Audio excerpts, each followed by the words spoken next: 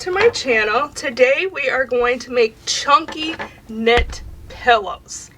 Oh, they're so luscious and soft, and they actually are a really good pillow if you choose to lay on them and not use them just for decoration.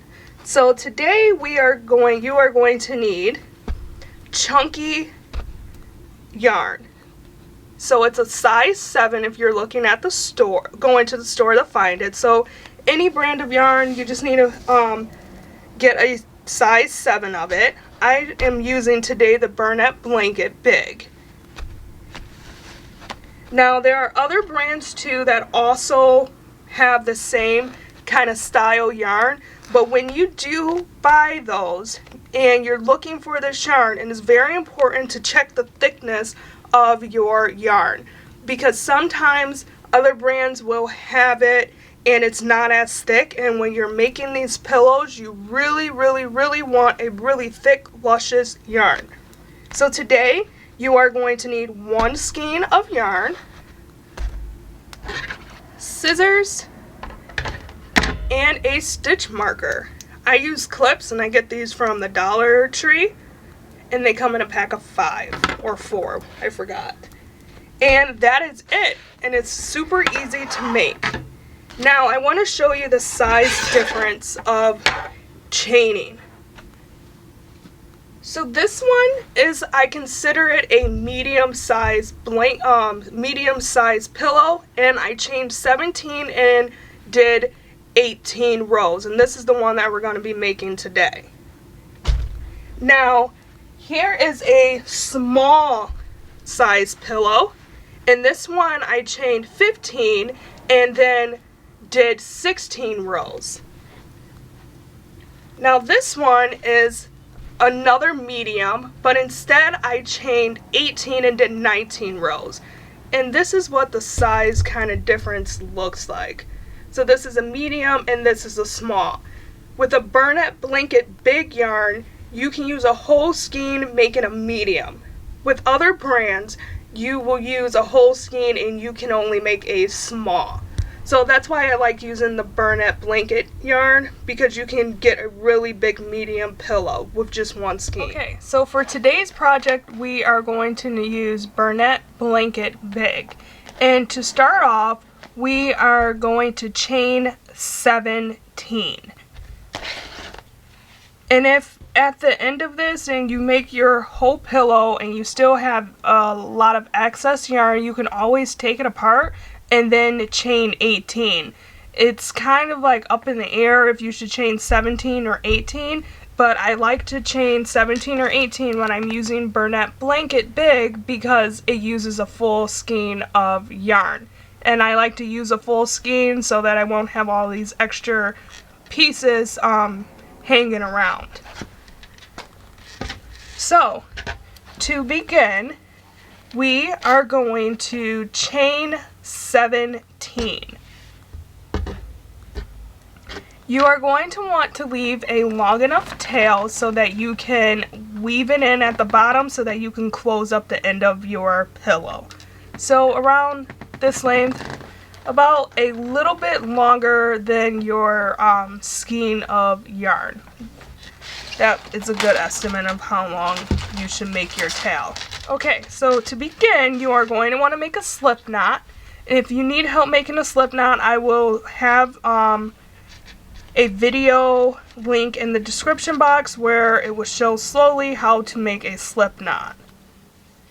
Now you are going to want to chain 17, I'm sorry. And to make a chain, all you're going to do is take your working yarn and put it through that hole and pull up a loop. Just like that. Now when you pull your yarn through the hole and you pull up a loop, make sure not to twist your loop like that. All you want to do is pull that loop up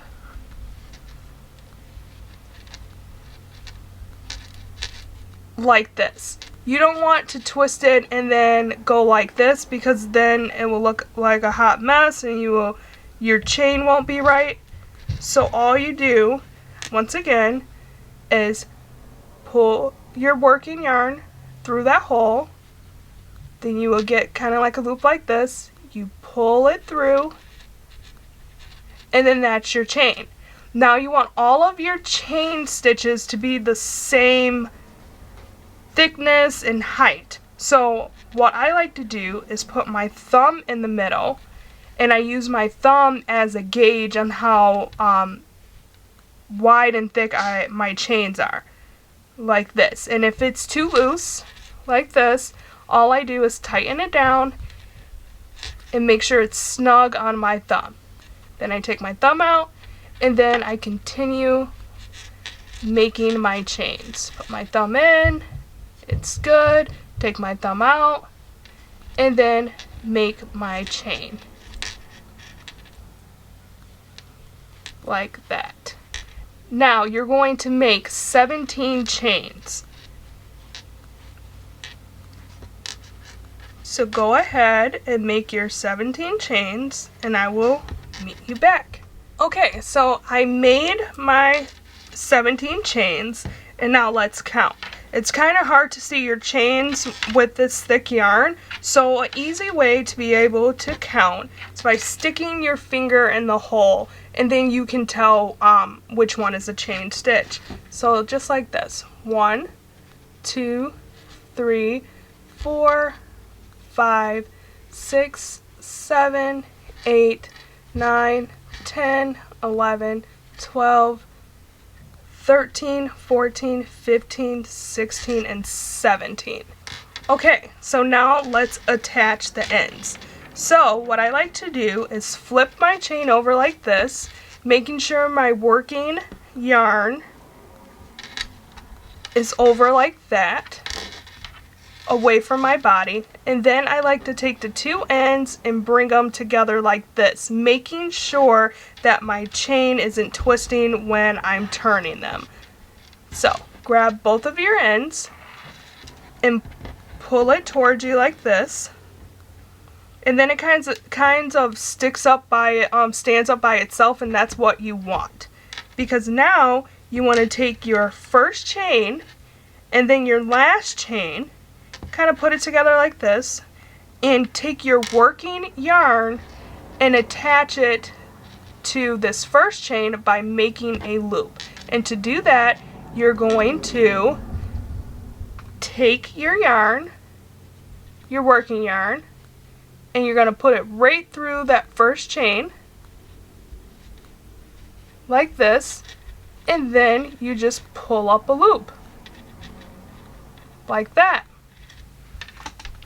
And it's very helpful if you have a clip to mark your first chain, your first stitch, so that you can know where you start and end. And this is very helpful when you get ready to count how many rounds you have completed. So now to continue, you take your working yarn and you put it through the next chain like this, and you pull up a loop. Now you want all of your loops to be the same height, and once again I use the same trick. I put my thumb in the loop, then I use my thumb as a gauge. So let's do it again. Insert your yarn into the next chain and pull up a loop. Then I put that loop on my thumb, and when my thumb is full, I just take them off of my thumb.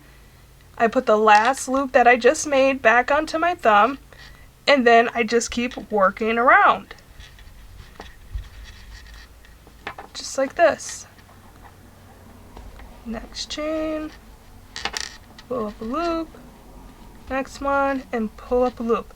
Now do this all the way around until you get back to the top, the mark stitch that you just made. Okay, so I'm almost back to my first stitch that I made, and I just wanted to let you know that don't forget this little hanging guy right here. This is your last chain. There we go. Now we're back to the top where we made our first stitch. Now you just continue doing the same thing. And you keep going around and around and around until you do 18 rounds. And my rule of thumb is whatever I chain, I do that amount plus 1 for the round. So if I chain 16, then I'm going to do 17 rounds. So if you're following along with me and you chained 17, you are going to want to do 18 rounds. So you just keep going around and around and around until you have 18.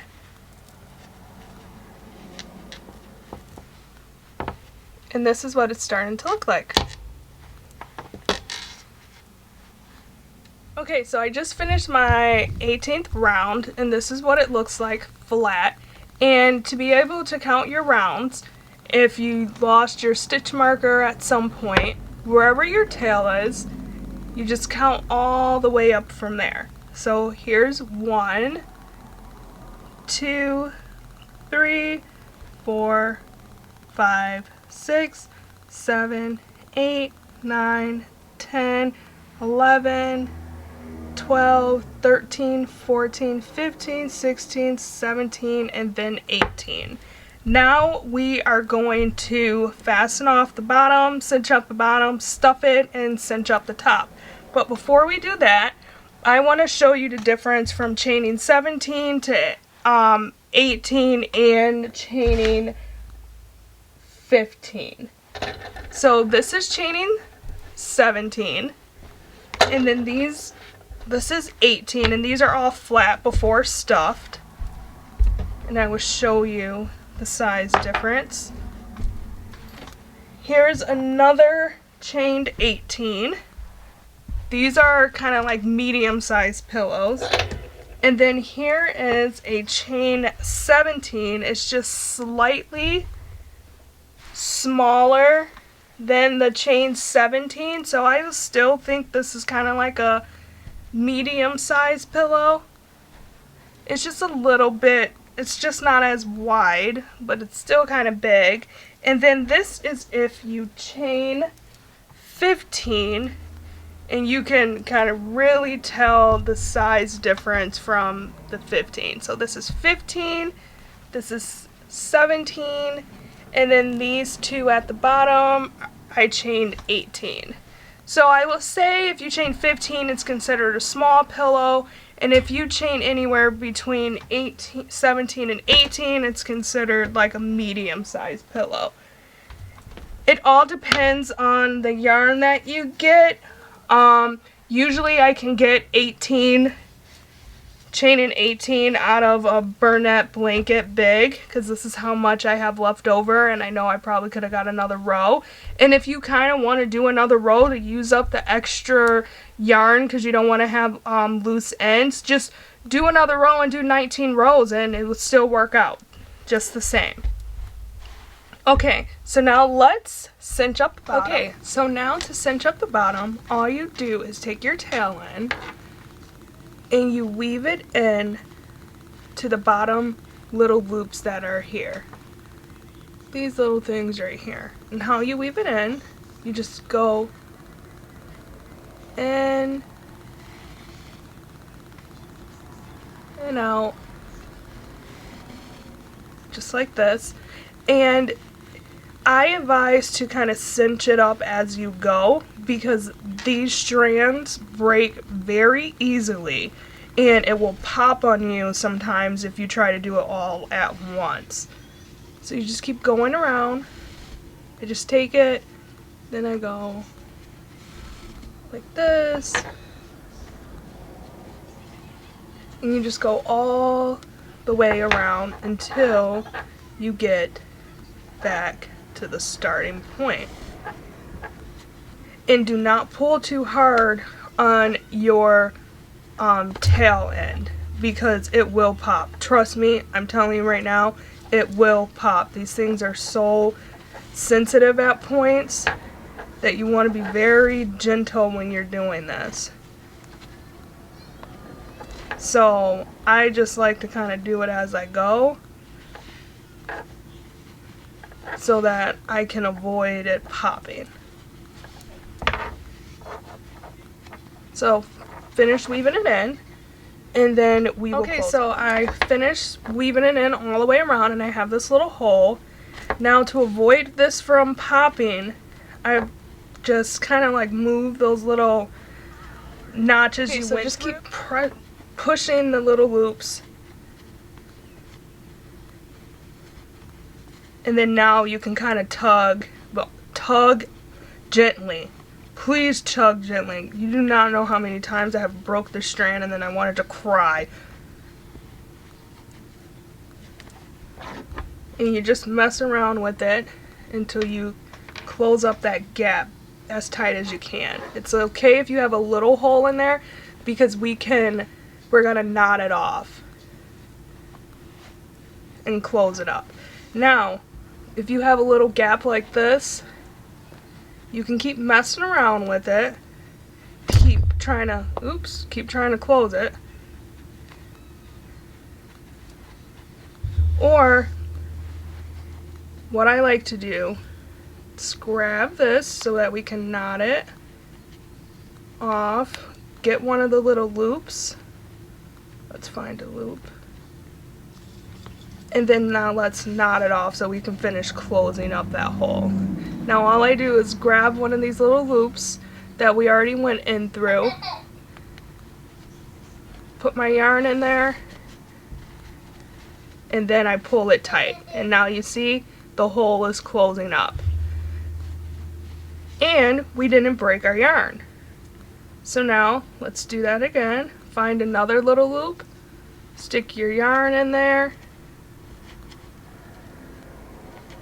like that, and now this time let's make a knot. So all I do is stick my yarn in that little loop, take my tail end, go like this, and knot it off. Now look at that. The hole is gone. Now keep doing that until you feel comfortable enough that your hole is kind of closed. So I just do it a couple of times around to make sure it's closed, because we don't want the stuffing to fall out at the bottom. Making sure you're not pulling too tight so that you don't break your tail end. I'm gonna do it one more time.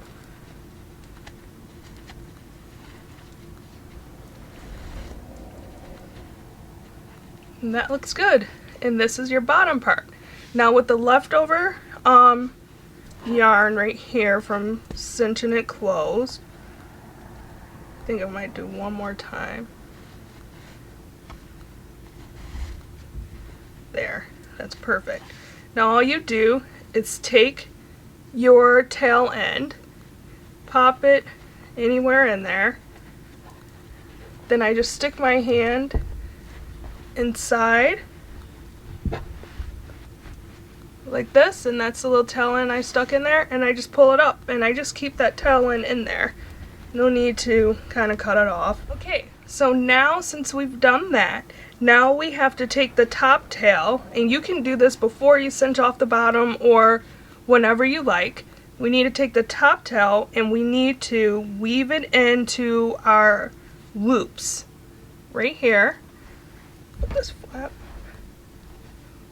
We need to weave it into our loops. So this was our starting one, so you can keep your stitch marker there, and all you do, take your tail end and you go into each loop around. Just like this.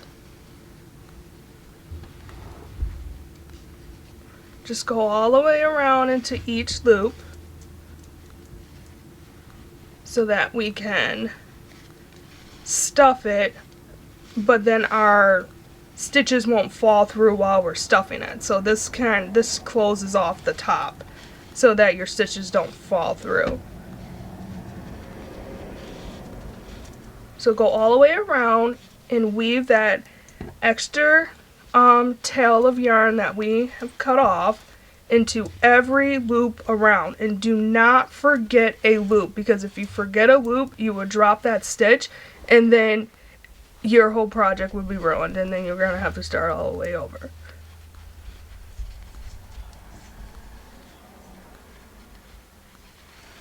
Alright, so I weaved in my tail in each loop around, so we can take that stitch marker off now because we don't need it. Now all we do is stuff our pillow. So you're going to need your stuffing. Okay, and how I stuff my pillows, I like to kind of make a base. Now, when you stuff your pillows, you do not want to stuff them too much to where they are hard as rock. You kind of want to make it fluffy.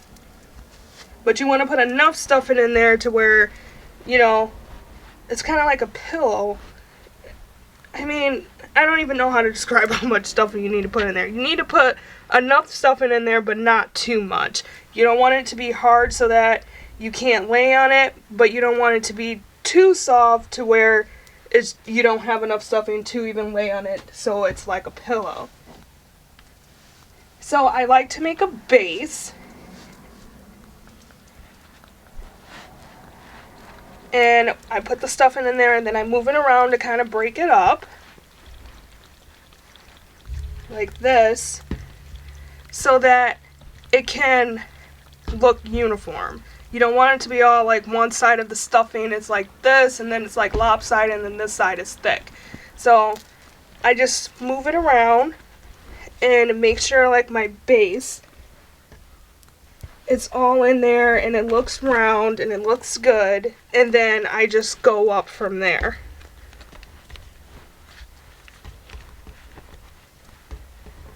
And once again, do not overstuff it, but don't understuff it. So stuff your pillow, and then we will cinch off the top. Okay, so I stuffed my pillow, and I stuffed it kind of all the way up, but I didn't pack it in there. So it should look like this, and then this is what it looks like around. See, it's kind of like all uniform. I don't have any spots where it doesn't have stuffing in it. Now, to cinch off the top, all we do is like how we did the bottom part. We take our strand, but once again, do not pull tight. I don't know how many times I can say that. Do not pull tight, because this will break on you. And it's so very annoying when it does. So just move your little loops around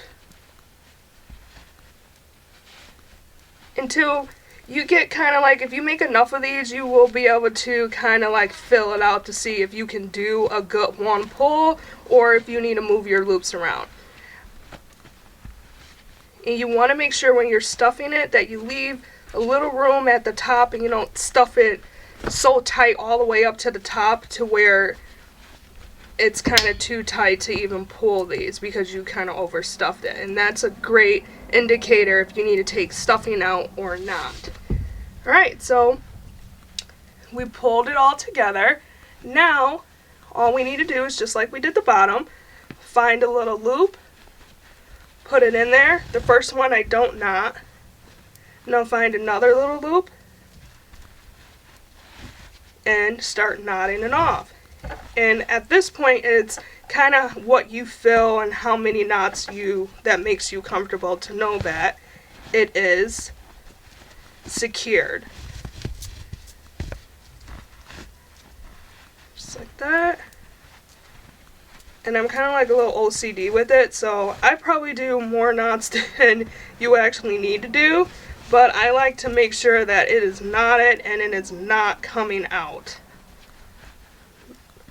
Because if you have children like me, these things are pretty much balls that are getting thrown around at the house, and then they use it for like pillows just to lay on the ground.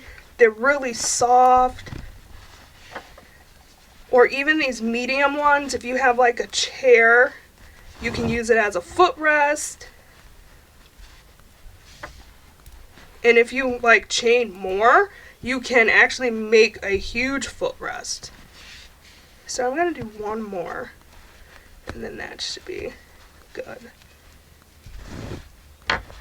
And that's it. So this strand left over is really long, so I'm actually going to cut little bit off of this one. And then those little pieces of strand that you do cut off at the end, if you choose to do that, you can use those and save them, because if your strand breaks when you're pulling, all you need to do is take like your little stash of yarn and tie it together, and then you can finish pulling it. That's if you break it. So this is what the pillow looks like. It's so cute. This one is stuffed perfectly. And that's it. That is your chunky knit pillow. And it's so soft. Now, I am going to make a matching blanket for these. And I am going to link the video in the description box below, just in case if you want to make a matching blanket. So this is what the medium looks like. And then this is what a small looks like, just so you can see the size difference. So head over to the next video if you want to make a blanket, and don't forget to like and subscribe to my channel and turn on your notification button so that you can know when I post new videos. And have fun making these beautiful chunky knit pillows. And if you want to make a matching one, once again, I will link the video below in the description box.